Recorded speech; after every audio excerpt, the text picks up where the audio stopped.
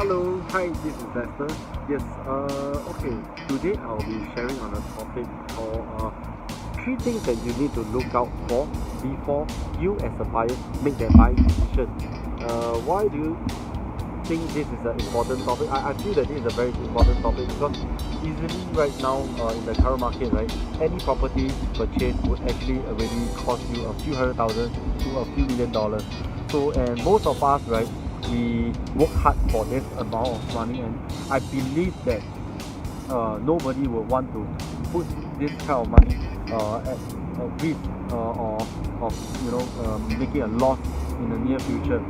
So first thing first, before I share my topics, if you do find this topic relevant, do please help me like and share the video so that I can reach out to more people and assist them if you feel that this is a relevant topic. So okay, moving on. First topic, the purpose of buying. First, you have to establish why are you even buying a property in the first place. Is it for investment purpose or is it for own stay? Or if you have even thought of like buying it as a retirement home. So these are the few things that these are the few common things that people are buying for. So you need to establish yourself why you are buying that property for or buying a next property for.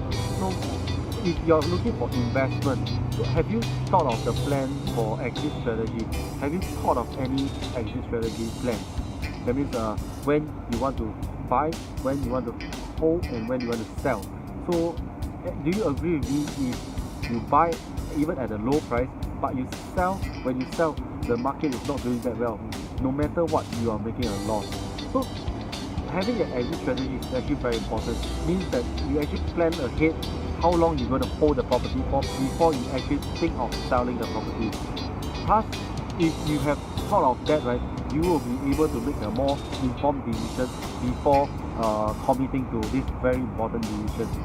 The next thing, if you're looking for own stay, have you considered, imagine yourself staying in that location for the next 5 to 10 years? Are you able to get used to staying in a location where you're not familiar with in the next 5 to 10 years? So putting this in perspective, if you're looking at for investment, shouldn't you be also thinking from a tenant's perspective? So imagine a tenant coming to Singapore, right? Will they be driving? Highly unlikely. So if they are not driving, shouldn't your investment property be near to an MRT station, or at least near to office areas, or near to amenities where people can still have a reason to rent your unit, instead of you trying to rent out a unit that is not appealing to most of the tenants. So all these factors, right, you have to take into consideration, because end of the day, if you don't, you might be making the wrong decision. And that is what I have faced with clients who are actually selling, not because this is part of their plan, but because they bought without making an informed decision, without considering some of these things that I'm actually going to share. So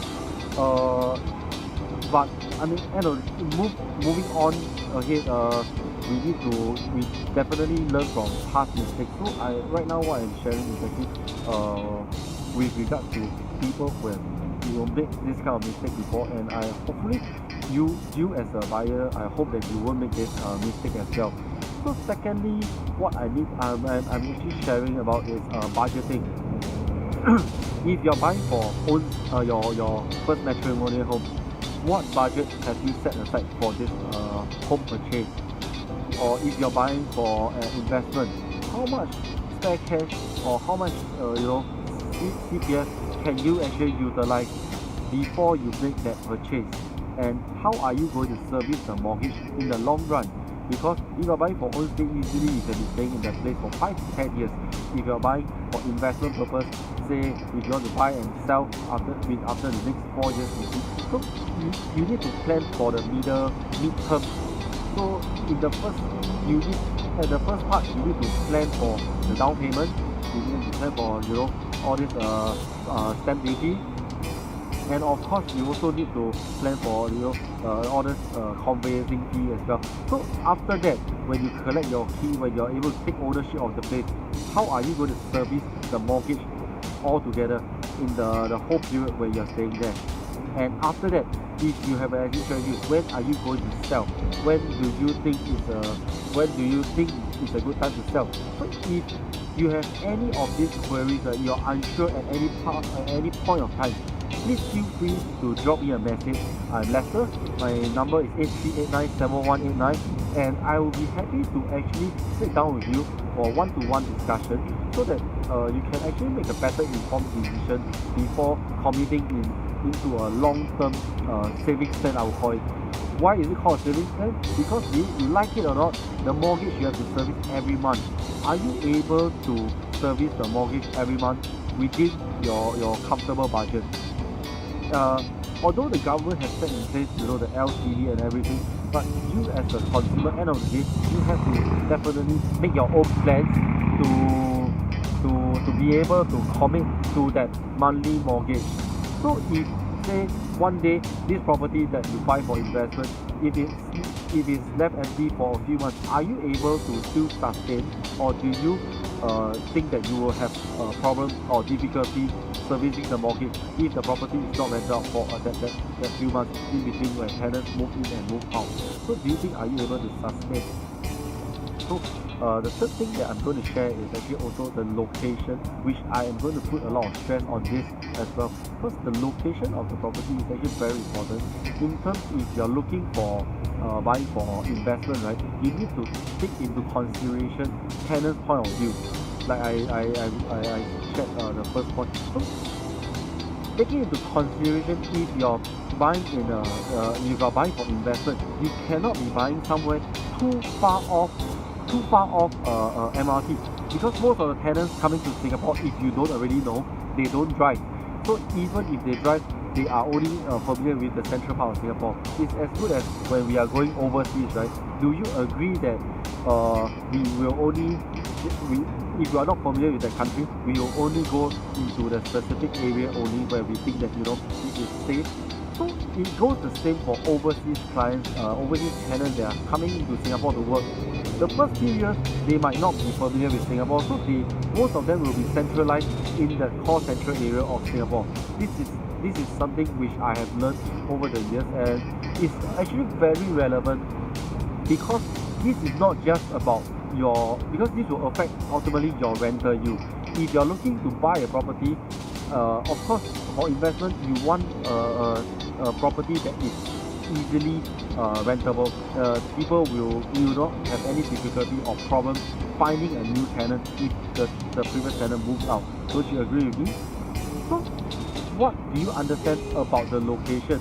Do you just understand because this area is selling cheap, or if you're talking about this area, there's potential upcoming new train stations in the vicinity. So if this is the case, would you think that if you're buying a property that has this potential upside and it's selling cheaper than the neighboring project, would you think that it's actually a good buy? Yes and no. It really depends on where and what you're buying the property for. And especially for those buying for homestay, I would actually advise is do think of it in a long-term view, a long-term perspective. Meaning, if you were to buy this property, do you think that you will want to stay here for your kids, or if you have family planning? Okay, let me just put things in perspective. If you have plans to get married and have kids, will you be comfortable staying in the particular location? So example, if you are intending to move your kids, to place your kids in some of the prestigious primary schools that the popular primary schools in Singapore, will you want to base your buying decision based on that, buy within the vicinity, or would you want to buy somewhere where it's convenient for you or near to your office? So these are some of the decisions that I cannot make for you, but you as a buyer, you have to make that decision yourself. And then if you need any advice, just give me a call. I'll definitely be more than happy to assist you and be part of your next property purchase. And of course, nowadays there are a lot of new launches. and because of the ongoing last year, the en bloc sales and everything, there are actually a number of new launches that's coming up. And of course, with all these new launches coming up, people are saying, the market and the cooling measures just came in just a few weeks back. So people are actually thinking, is it a right time to actually come into the market now, or should I just pull a handbrake?